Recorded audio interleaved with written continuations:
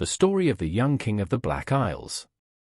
You must know, sire, that my father was Mahmud, the king of this country, the Black Isles, so called from the 4 little mountains which were once islands, while the capital was the place where now the great lake lies. My story will tell you how these changes came about. My father died when he was 66, and I succeeded him. I married my cousin, whom I loved tenderly, and I thought she loved me too. But one afternoon, when I was half asleep, and was being fanned by 2 of her maids, I heard one say to the other, "What a pity it is that our mistress no longer loves our master. I believe she would like to kill him if she could, for she is an enchantress." I soon found by watching that they were right, and when I mortally wounded a favorite slave of hers for a great crime, she begged that she might build a palace in the garden, where she wept and bewailed him for 2 years. At last I begged her to cease grieving for him, for although he could not speak or move, by her enchantment she just kept him alive. She turned upon me in a rage, and said over me some magic words, and I instantly became as you see me now, half man and half marble. Then this wicked enchantress changed the capital, which was a very populous and flourishing city, into the lake and desert plain you saw.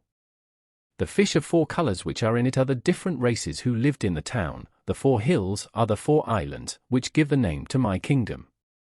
All this the enchantress told me to add to my troubles. And this is not all. Every day she comes and beats me with a whip of buffalo hide. When the young king had finished his sad story, he burst once more into tears, and the Sultan was much moved. "Tell me," he cried, "where is this wicked woman, and where is the miserable object of her affection, whom she just manages to keep alive?" "Where she lives I do not know," answered the unhappy prince, "but she goes every day at sunrise to see if the slave can yet speak to her, after she has beaten me." "Unfortunate king," said the Sultan, "I will do what I can to avenge you." So he consulted with the young king over the best way to bring this about, and they agreed their plan should be put in effect the next day. The Sultan then rested, and the young king gave himself up to happy hopes of release. The next day the Sultan arose, and then went to the palace in the garden where the black slave was. He drew his sword and destroyed the little life that remained in him, and then threw the body down a well.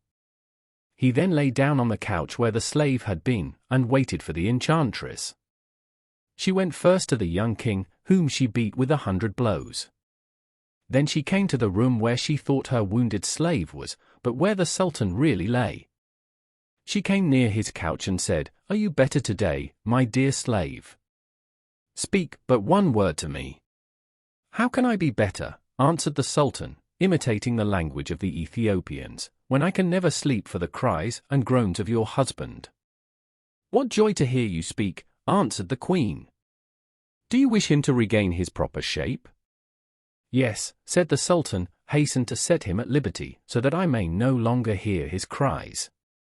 The queen at once went out and took a cup of water, and said over it some words that made it boil as if it were on the fire.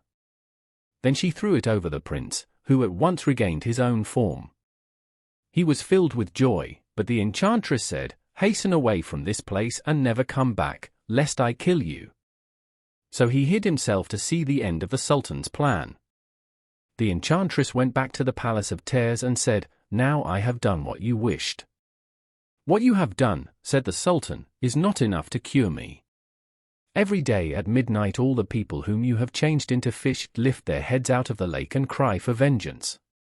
Go quickly, and give them their proper shape."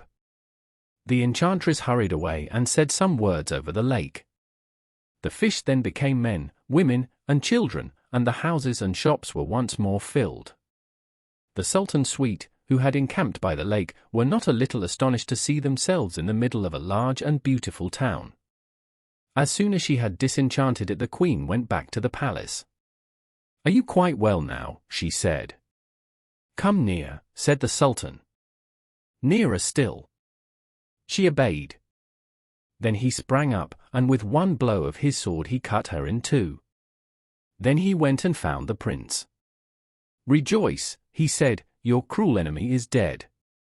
The prince thanked him again and again.